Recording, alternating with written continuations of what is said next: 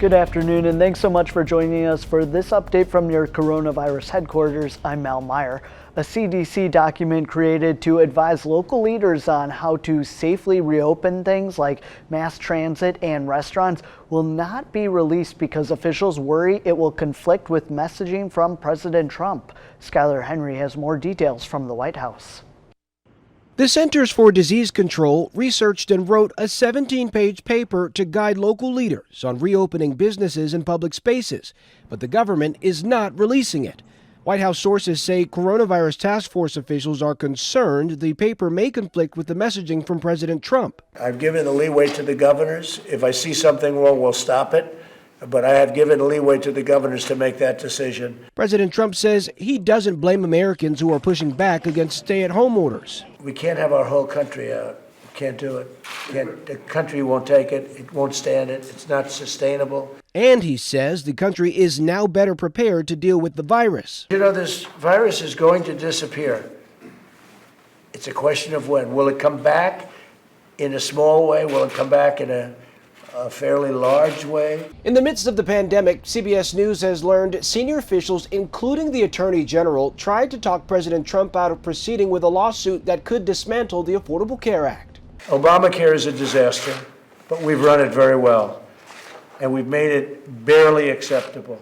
It was a disaster under President Obama, and it's very bad health care. Democrats say overturning the ACA would cause millions to lose their health insurance. How can the Republicans be thinking that this is the right moment in history to abolish the Affordable Care Act and the health insurance that 20 million Americans count on? The Supreme Court is scheduled to hear the case this fall. Skylar Henry, CBS News, the White House. The deadline for the Trump administration to withdraw from the lawsuit passed Wednesday. The Supreme Court's decision will not be released until 2021 after the next inauguration. Here are your latest coronavirus case numbers in Wisconsin. More than 8,900 people have tested positive and 362 people have died. There are more than 4,300 recoveries in the state. And in our area, there are 15 cases in Crawford County. This follows recent testing at Prairie Industries and Prairie du Chien. There are no new cases in La Crosse County. And in the latest update on school closures, Governor Tony Evers weighed in on what things would look like in the fall. I think from the K-12 world and higher education, we're hoping the next fall, happens as it normally would.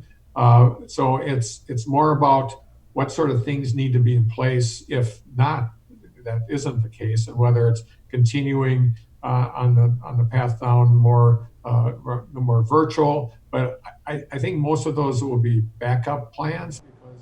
While the university system plans for the fall, the Board of Regents are meeting today to consider lifting ACT and SAT requirements for the next 2 academic years. The new application process would apply to all institutions except UW-Madison.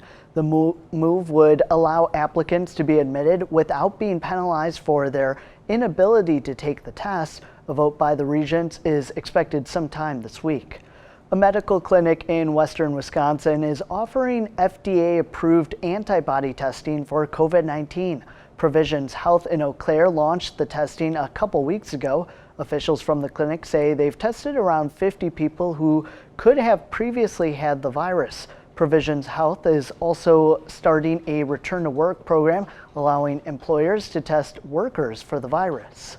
If they would like to do the actual COVID test and the antibody test, and screenings for their employees before they come in or enter the building. We have a lot of different options throughout Wisconsin that we can offer to employers.